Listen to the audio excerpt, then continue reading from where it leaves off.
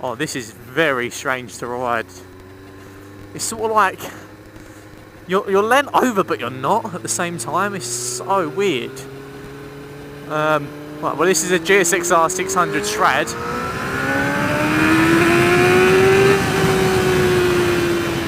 That quite clearly isn't restricted. It is an A2 bike as far as I'm aware. There's a lot of debate on it because it's chopped and changed in between, where a lot of people say it's not, some people say it is, and all that good stuff.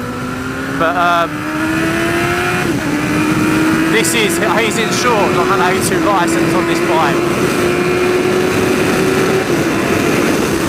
So whether or not you are allowed it or not is irrelevant, because he's got it on that license. So unless of course they've just insured him, and then if anything happens they're like, well, fuck you.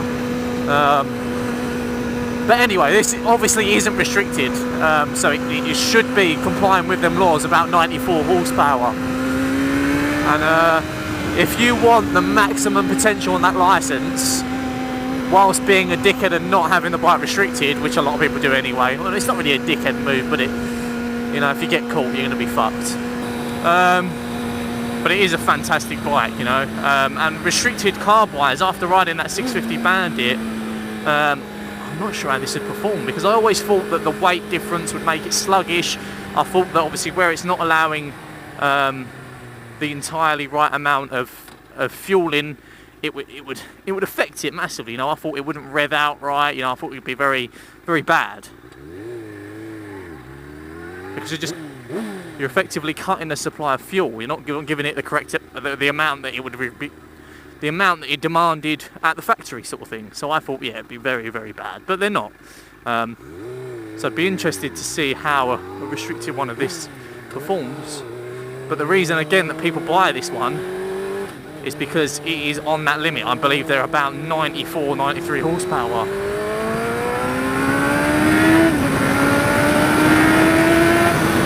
So, you know, that's why people get them, because they are the most amount you can ever have on the license.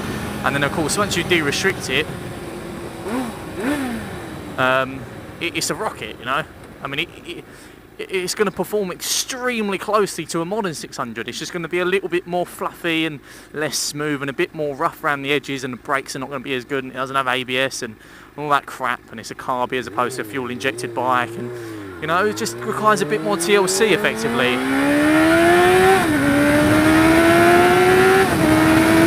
But you know, after riding a couple of modern 600s, unless you put it side by side, you wouldn't notice the difference.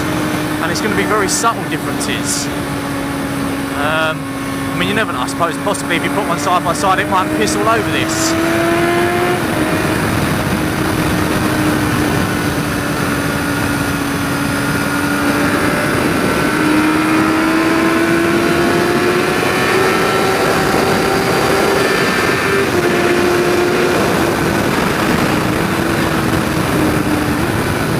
It's just amazing to ride, you know, it's perfect. I mean, if I was going down the route of getting everything I could out of that license, it would be this. And then of course if you are going to restrict it, obviously you're going to run that risk. This would be the one, because it is the most on paper power that you can have. You know, you can have torque and stuff like that, but this is the most power you can have. This really picks up at about 8k, where it's got ram air.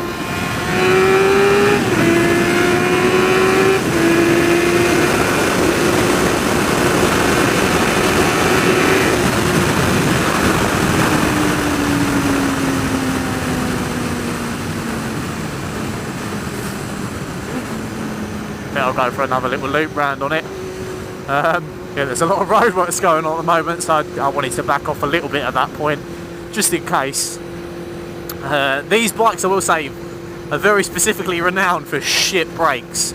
They seem to be very wooden. These ones aren't too bad.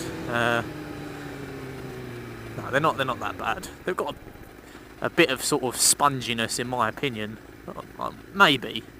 No, they're fine. They're fine. I'll take that back. They're fine.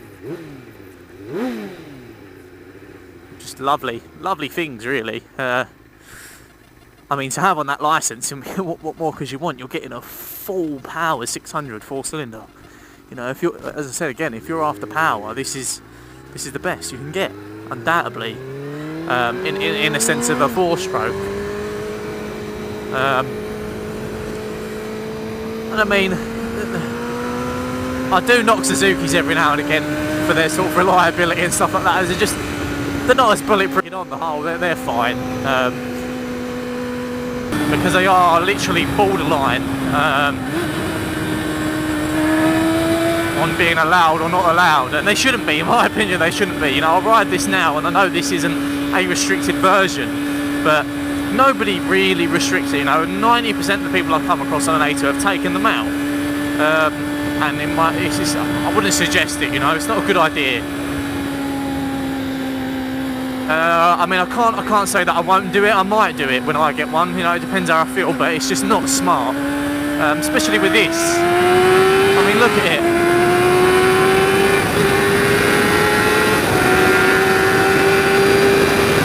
You know, that is too much to have under your belt. That is just, it's silly. In comparison to all the ones that you're allowed on that license, you know, this is silly. It's too much power. Because nobody can be sensible with power. Nobody. I'll take that back. You can be sensible with power, but you know, majority of people can never get this kickstand down. Oh, my boot's caught. There we go. Majority of people, when they go out with their friends, and we all do it, you will fucking spank it. You know, at some point, someone's going to open it up, and you're going to open it up with them. And obviously on a bike that's supposed to be restricted and isn't, like this, I mean, you're doing over 100 in seconds, literally. I mean, talking, what, I don't know, 7-8 seconds, I'm not 100% sure, but it's fucking quick either way, you know. I mean, it's a proper sports 600, it's just an old one. I mean, it's got braided lines front and rear. I think it's got an upgraded master cylinder, because apparently the brakes on these were shit, but these ones are actually really, really good. For some reason, the previous owner put a Hayabusa rim on it.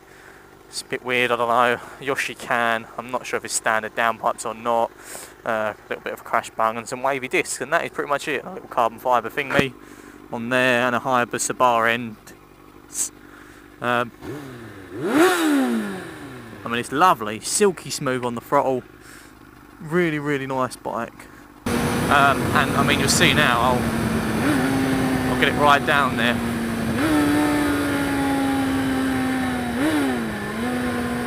Let's have it.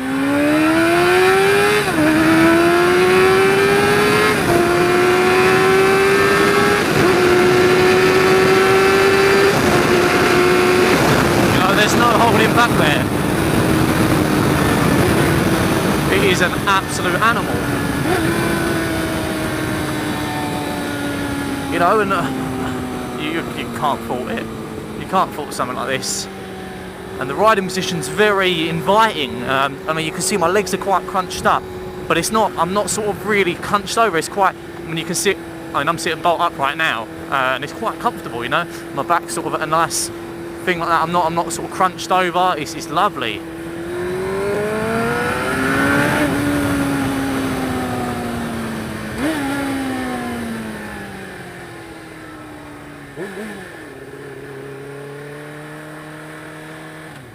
I thought I'd ask.